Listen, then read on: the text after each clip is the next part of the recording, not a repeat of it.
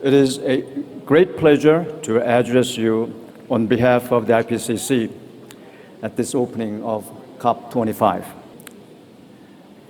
Let me start by reminding you that our IPCC assessments show that climate stabilization implies greenhouse gas emissions must start to peak from next year.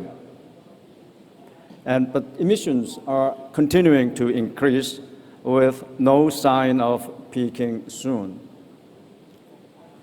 As Secretary General mentioned, we are clearly in a crisis.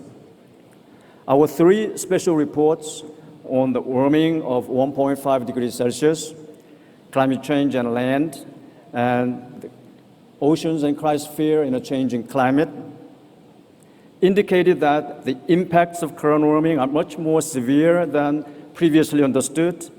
For example, accelerating sea level rise, ocean warming, some key ecosystems becoming much more vulnerable, and increasing risk of reaching limits to adaptation. Climate impacts now and in the future increasingly challenge the adaptive capacity of society and ecosystems. Three special reports reconfirm the urgent need for immediate reductions in greenhouse gas emissions.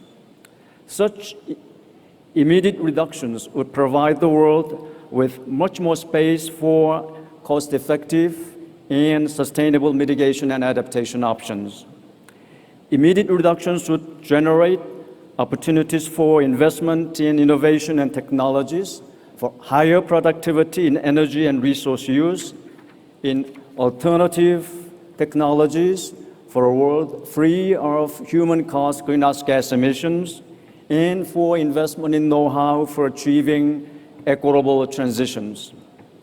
These investments would generate powerful benefits, spilling over to all sectors of the society and the economy, making them cleaner, healthier, and more resilient. And they would help achieve societal goals of poverty eradication and sustainable development. The failure to achieve such immediate emissions reductions will give the world the opposite of all this, in addition to the cascading impacts of a worsening climate. The world will suffer from stranded assets, the legacy of business as usual investment. The financial sector, above all, will face greater uncertainty due to risks from climate change and climate change policy.